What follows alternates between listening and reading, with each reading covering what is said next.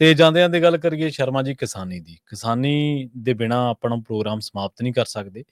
Khanauri border ਤੇ 4 ਜਨਵਰੀ ਨੂੰ ਮਹਾਂ ਪੰਚਾਇਤ ਹੋਣੀ ਹੈ। ਤੁਹਾਡੇ ਦਾ ਹੁਣ 1-2 ਹੋ ਚੁੱਕੀ ਹੈ ਤਕਰੀਬਨ। ਕੁਛ ਹੀ ਘੰਟੇ ਜਿਹੜੇ ਨੇ ਉਹ ਬਾਕੀ ਬਚੇ ਨੇ। ਪ੍ਰੇਮ ਜੀ, ਜਗਜੀਤ ਸਿੰਘ ਡੱਲੇਵਾਲ ਹੋਰੀ ਕਿਸਾਨੀ ਮੰਗਾਂ ਨੂੰ ਲੈ ਕੇ 13-14 ਜਿਹੜੀਆਂ ਮੰਗਾਂ ਨੇ ਉਹਨਾਂ ਨੂੰ ਲੈ ਕੇ ਫਰਨ ਵਰਤ ਨੇ ਔਰ ਅੱਜ 38ਵਾਂ ਦਿਨ ਸ਼ੁਰੂ ਹੋ ਗਿਆ। ਹਾਂਜੀ 13 ਫਰਵਰੀ ਤੋਂ ਇਹ ਅੰਦੋਲਨ ਚੱਲ ਰਿਹਾ ਔਰ 26 ਨਵੰਬਰ ਤੋਂ ਉਹਨਾਂ ਦਾ ਮਰਨ ਵਰਤ ਜਾਰੀ ਹੈ।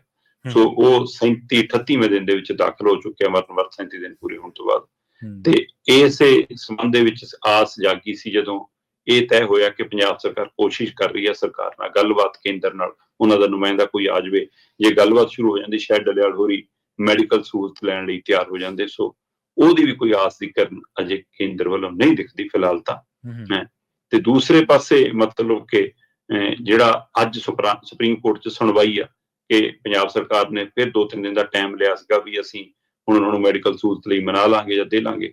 ਅੱਜ 2 ਤਰੀਕ ਸਾਡੀ ਹੋ ਗਈ। ਸੋ ਅੱਜ ਸੁਪਰੀਮ ਕੋਰਟ 'ਚ ਫਿਰ ਸੁਣਵਾਈ ਹੋਣੀ ਹੈ। ਪੰਜਾਬ ਦੇ ਚੀਫ ਸੈਕਟਰੀ ਔਰ DGP ਪੰਜਾਬ ਉਹ ਫਿਰ ਤਾਲੁਕ ਕੀਤੇ ਜਾਣਗੇ। ਸੋ ਦੇਖਦੇ ਹਾਂ ਹੁਣ ਅੱਜ ਕੀ ਜਵਾਬ ਦਿੰਦੇ ਆ। ਪਹਿਲਾਂ 3 ਦਿਨ ਲੈ ਲਏ ਸੀ ਹੋਰ ਉਹਨਾਂ ਨੇ।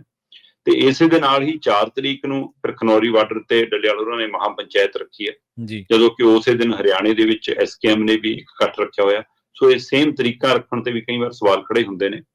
ਉਹਨਾਂ ਨੇ ਇਕੱਠ ਪਹਿਲਾਂ ਰੱਖ ਲਿਆ ਸੀ, ਇਹ ਮਹਾਂ ਪੰਚਾਇਤ ਦੀ ਕਾਲ ਬਾਅਦ ਚੋਂ ਆਈ ਹੈ। ਪਰ ਡੱਲੇਵਾਲ ਹੋਰੀ ਕਹਿ ਰਹੇ ਨੇ ਕਿ ਵੀ ਜਿਹੜੇ ਮੁਲਕ ਭਰ ਦੇ ਕਿਸਾਨ ਮੇਰੇ ਲਈ ਹਾਰਾ ਨਾਰਾ ਮਾਰ ਰਹੇ ਨੇ ਜਾਂ ਮੇਰੇ ਨਾਲ ਖੜੇ ਨੇ ਜਾਂ ਜਿਹੜੀਆਂ ਧਿਰਾਂ ਮੇਰੇ ਨਾਲ ਖੜੀਆਂ ਨੇ, ਮੈਂ ਇੱਕ ਵਾਰ ਸਾਰਿਆਂ ਦਰਸ਼ਨ ਕਰਨਾ ਚਾਹੁੰਦਾ। ਪਤਾ ਨਹੀਂ ਕੱਲ ਨੂੰ ਕੀ ਹੋ ਜਾਵੇ, ਇਸ ਲਈ ਕਿ ਮੈਂ ਮਹਾਂ ਪੰਚਾਇਤ ਕਰ ਰਿਹਾ।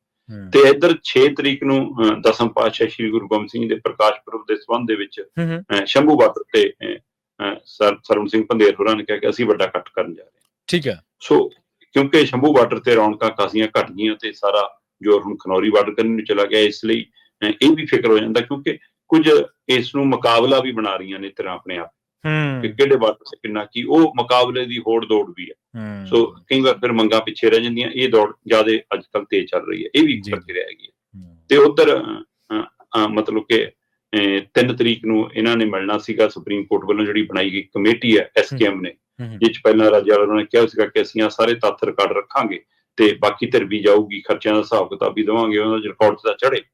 ਪਰ ਹੁਣ SKM ਨੇ ਫੈਸਲਾ ਕੀਤਾ ਕਿ ਅਸੀਂ ਸੁਪਰੀਮ ਕੋਰਟ ਦੀ ਕਮੇਟੀ ਨੂੰ ਨਹੀਂ ਮਿਲਾਂਗੇ। ਇੱਕ ਤਾਂ ਉਹ ਕਹਿੰਦੇ ਵੀ ਸਾਨੂੰ ਜਿਹੜਾ ਸੱਦਾ ਪੱਤਰ ਆਇਆ, ਚਿੱਠੀ ਆਈ, ਉਹ 'ਚ ਆਇਆ ਕਿ ਆਪਾਂ ਵਿਚਾਰਾਂ ਕਰੀਏ ਕਿ ਕਿਵੇਂ ਨਾ ਕਿਸਾਨਾਂ ਨੂੰ ਮਨਾਈਏ ਤੇ ਸੜਕਾਂ ਤੋਂ ਉਠਾਈਏ ਤਾਂ ਕਿ ਰਾਹ ਖੁੱਲੇ।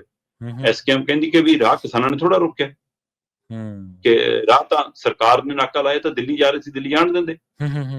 ਤੇ ਦੂਸਰਾ ਸੁਪਰੀਮ ਕੋਰਟ ਦੀ ਇਸ ਕਮੇਟੀ ਦੇ ਹਵਾਲੇ ਨਾਲ ਕਿ ਇਹ ਕਮੇਟੀ ਦੀ ਹੋਂਦ ਇਹ ਖਨੌਰੀ ਔਰ ਸ਼ੰਭੂ ਬਾਰਡਰ ਤੇ ਚੱਲ ਰਹੇ ਅੰਦੋਲਨ ਕਾਰਨ ਪੈਦਾ ਹੋਈ ਹੈ। ਤੇ ਜਿਹੜੀਆਂ ਧਿਰਾਂ ਅੰਦੋਲਨ ਲੜ ਰਹੀਆਂ ਨੇ ਔਰ ਉਹਨਾਂ ਜੇ ਉਹ ਉਸ ਕਮੇਟੀ ਕੋਲ ਨਹੀਂ ਜਾ ਰਹੀਆਂ ਤਾਂ ਜੇ ਸਾਡੇ ਜਾਣ ਨਾਲ ਕੋਈ ਗਲਤ ਸੁਨੇਹਾ ਨਾ ਚਲਾ ਜਾਵੇ।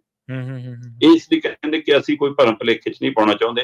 ਅਸੀਂ ਕਿਸਾਨਾਂ ਦੇ ਨਾਲ ਆ, ਠੀਕ, ਅਸੀਂ ਇਸ ਅੰਦੋਲਨ ਸ਼ਾਮਲ ਨਹੀਂ ਹੋ ਰਹੇ, ਪਰ ਅਸੀਂ ਸਰਕਾਰੀ ਉਸ ਕਮੇਟੀ ਕੋਲ ਫਿਰ ਅਸੀਂ ਵੀ ਨਹੀਂ ਜਾਵਾਂਗੇ ਜੋ ਉਹ ਧਿਰ ਨਹੀਂ ਜਾ ਰਹੀ। ਸੋ ਇਸ ਲਈ ਇਹ ਵੀ ਪਹਿਲੂ ਹੈ। ਤੇ ਸਭ ਦੀਆਂ ਨਜ਼ਰਾਂ ਇੱਕ ਵਾਰ ਫਿਰ ਡੱਲੇਵਾਲ ਹੋਰਾਂ ਤੇ ਲੱਗੀਆਂ ਨੇ ਕਿ ਉਹਨਾਂ ਦੀ ਜੀਵਨ ਕਿਵੇਂ ਬਚਦਾ। ਇਹਦੇ ਲਈ ਸਰਕਾਰ ਦੀ ਕੋਸ਼ਿਸ਼ ਕਿੰਨੀ ਕੁ ਕਾਮਯਾਬ ਹੁੰਦੀ ਹੈ ਜਾਂ ਕਿੰਨੀ ਕੁ ਤਨਦੇਹੀ ਨਾਲ ਕੋਸ਼ਿਸ਼ ਕਰ ਰਹੀ ਹੈ, ਇਹ ਵੀ ਇੱਕ ਸਵਾਲ ਹੈ। ਜੀ ਬਿਲਕੁਲ ਬਿਲਕੁਲ। ਤੇ ਸ਼ਰਮਾ ਜੀ, ਇਹਨਾਂ ਖਾਸ ਖਬਰਾਂ ਤੇ ਖਾਸ ਜਾਣਕਾਰੀਆਂ ਦੇ ਲਈ ਤੁਹਾਡਾ ਬਹੁਤ ਬਹੁਤ ਧੰਨਵਾਦ ਜੀ।